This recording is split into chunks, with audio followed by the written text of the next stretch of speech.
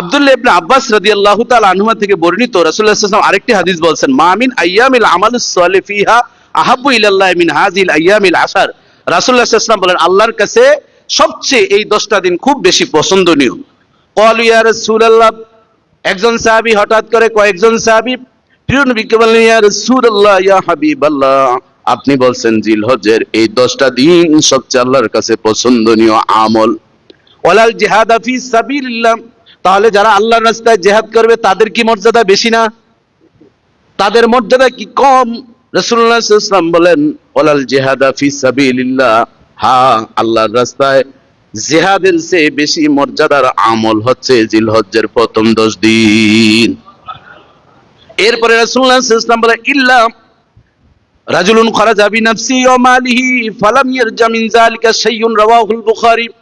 এরপরে নবী করিম সাল্লাল্লাহু আলাইহি ওয়াসাল্লাম সাহাবায়ে কিরামদেরকে লক্ষ্য করে বললেন, ও সাহাবীরা, তবে ওই জিহাদের মর্যাদা সবচেয়ে বেশি যে তার জান এবং মালকে নিয়ে আল্লাহকে খুশি করার জন্য জিহাদে বের হয়েছেন, তার জানও দিয়েছেন এবং মালও দিয়েছেন, জান নিয়েও ফেরত আসেন নাই, মাল নিয়েও ফেরত আসেন নাই, ওই জিহাদকারীর মর্যাদা সবচেয়ে রব্বুল আলামিনের কাছে বেশি, ইনশাআল্লাহ।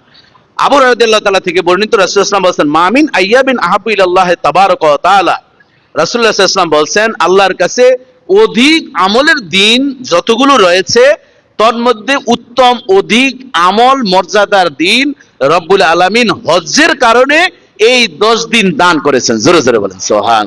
কিসের কারণে? হজ্জের কারণে। রমজানুল মুবারকের মর্যাদা কেন বলেন তো দেখি, কে পারেন? রোজার মাসের মর্যাদা এত বেশি কারণ কি? হ্যাঁ,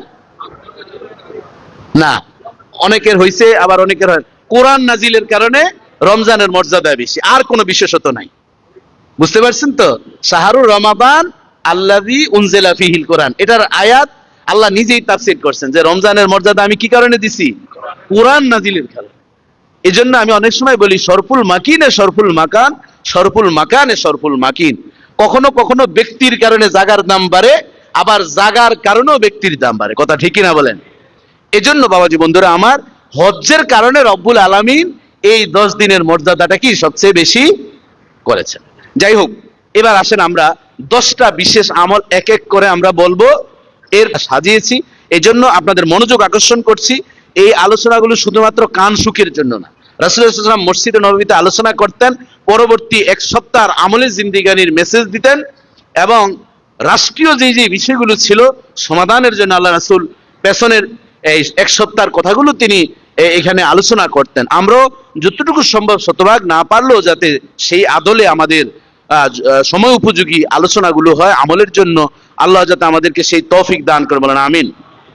আচ্ছা, আপনাদের মধ্য থেকে আমাদের এখানে যারা উপস্থিত হয়েছেন হয়তো 70% কুরবানি দেওয়ার মতন উপযুক্ত। কথা ঠিক কিনা বলেন? আচ্ছা, কাদের উপরে কুরবানি ওয়াজিব? যাদের যাকাতের মালের হলো 1 বছর মালিকানা থাকতে হয়। আর কোরবানির 1 বছর না, কোরবানির দিনে আপনি নামাজ পড়ার আগেও সুবহে সাদেকের ভিতরেও যদি, অথবা এর পরের যে 3 দিন, এই 3 দিনের ভিতরেও যদি আপনার কাছে অতিরিক্ত টাকা, যদি আপনার 52.5 ভরি রূপ্য সমপরিমাণ, বর্তমানে 1.5 থেকে 2 লক্ষ টাকা যাদের ব্যাংক ব্যালেন্স বা অতিরিক্ত থাকে, তার উপরেই কি কোরবানি ওয়াজিব। বুঝতে পারছেন তো? যাকাত যাদের উপরে ওয়াজিব তাদের উপরে কি, কিন্তু যাকাত হলো 1 বছর, আর এটা হলো কি তাৎক্ষণিক। এখন যেমন গতকাল বাংলা ভিশনে আমার 5টায় লাইভ ছিল, একজনে প্রশ্ন করলেন যে হুজুর, আমি কিছু টাকা লোন আছে, এখন আমি যদি কুরবানি দিই কোনো অসুবিধা আছে? হ্যাঁ, রানিং যদি লোন থাকে, রানিং যদি আপনার টাকার শর্ট থাকে, আপনি কুরবানি কি দিতে পারবেন।